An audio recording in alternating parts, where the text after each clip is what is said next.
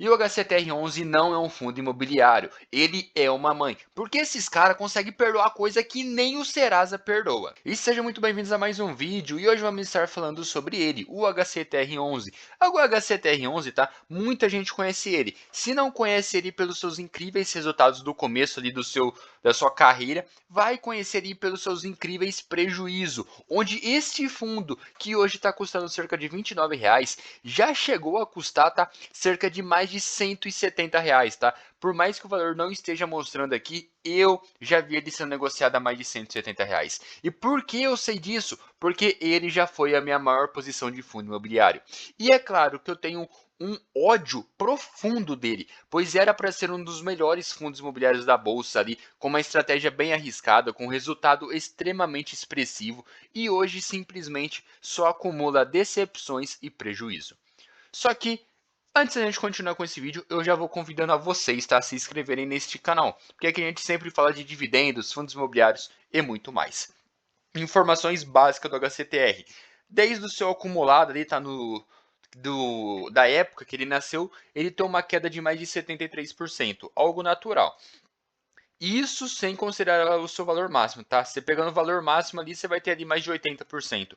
Cara, isso daqui é um prejuízo quase que irreversível, tá? Na minha opinião, teria que ser isso daqui caso de polícia, mas eu vou explicar ali um pouquinho mais ao longo desse vídeo que vocês vão entender o meu sentimento de indignação aqui por esse fundo, tá? Informações básicas ali que a gente tem que sempre falar de todo fundo imobiliário. Liquidez média diária. Sempre vai ter uma liquidez média diária gigantesca, tá? Fundo muito negociado, muito conhecido ali. Muita gente ainda tenta acreditar nele, ou pelo menos mantém a sua posição ali para não ter um prejuízo gigantesco. O seu último rendimento, 32 centavos, tá? Com o dividendo yield de 14%. Esse dividendo yield aqui, cara, isso daqui é o pega bobo, tá? Então tem muita gente que aposta no tigrinho, tem muita gente que acha que vai ficar milionário ali apostando nesses sites aí da vida aí como o da Blaze. Só que isso daqui em fundo imobiliário é o também famoso pega bobo.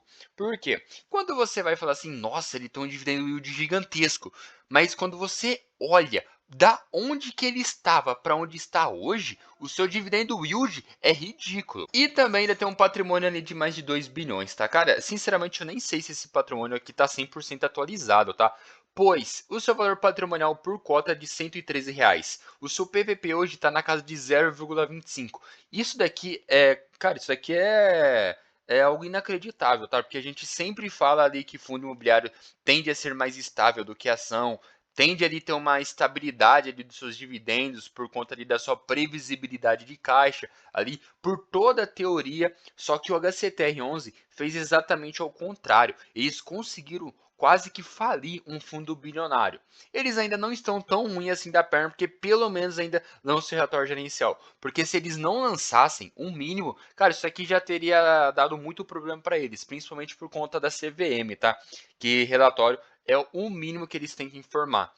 Diferente do Thor Jones, tá? O Thor Jones, gente, já tá. Nossa, meu pai do céu, não vou nem comentar do Thor Jones. E se você tem o HCTR11 desde o começo, você vai pegar até um momento de nostalgia, tá? Se você viveu esse momento aqui, olha, do ano de 2020 ali, você lembra que ele chegou a pagar R$ 2,51 por cota. Isso daqui foi quase que um recorde de dividendo, porque nesse ano ele estava pagando muito dividendo, gente. Isso daqui só quem viveu ali sabe ali. Então, se você estava ali nessa época do fundo ali, ou pelo menos pegou seus altos dividendos, comenta aqui pra gente. Desde então, o fundo começou a ter muito problema, tá?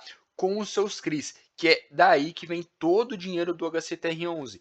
E adivinha? Começou a ter problemas com os CRIs. Não teve ali pagamento ali dos seus recebíveis, então o fundo parou de lucrar dinheiro.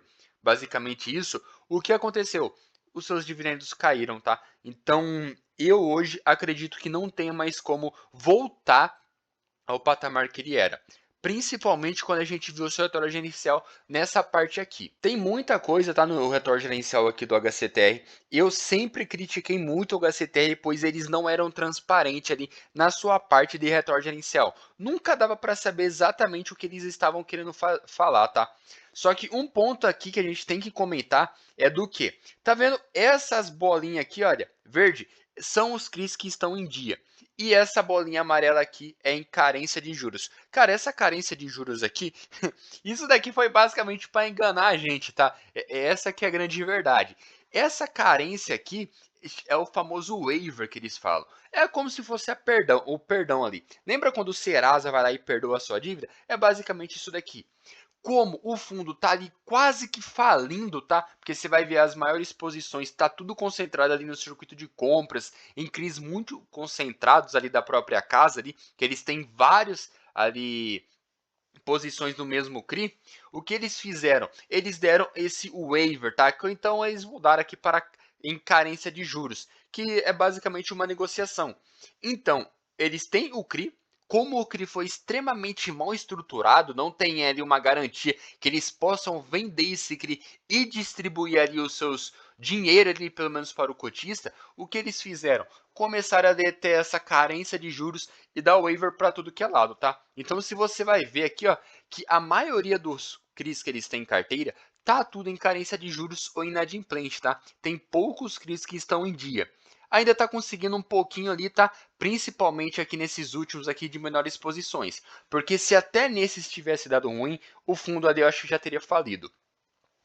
Olha isso daqui, CRIs corporativo. Cara, os CRIs corporativo dele, basicamente nenhum tá em dia. Só tem um aqui, olha. E é uma das menores posições.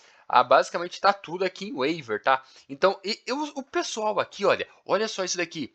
75% ali tá em waiver, tá? O pessoal tão ali basicamente perdoando a dívida, tá? Porque os CRIs não tem como pagar e se eles pegar declarar ali o CRI inadimplente, é aí que o CRI não paga. E é aí que o cotista vai cair de pau mais ainda em cima do HCTR.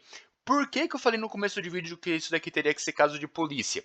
Isso daqui, olha, de investir em fundos ali por mais de um meio, por exemplo, você investe em um fundo através de CRI, investe em outro fundo imobiliário, que é basicamente seu, investindo nesse mesmo CRI, isso daqui deveria ser proibido na Bolsa de Valores.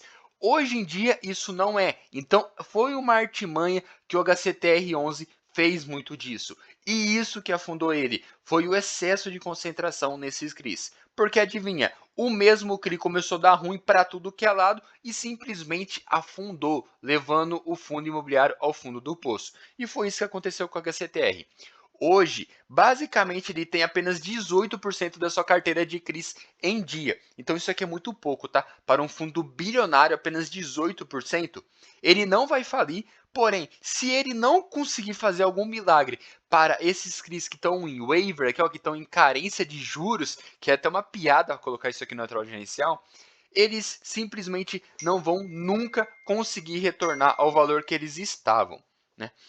Então esse vídeo já vai ficando por aqui. Super recomendo para vocês que vocês leiam o relatório gerencial ali para entenderem mais sobre o HCTR11 e comenta aqui pra gente o que vocês acham do HCTR11. Ainda tem solução ou não?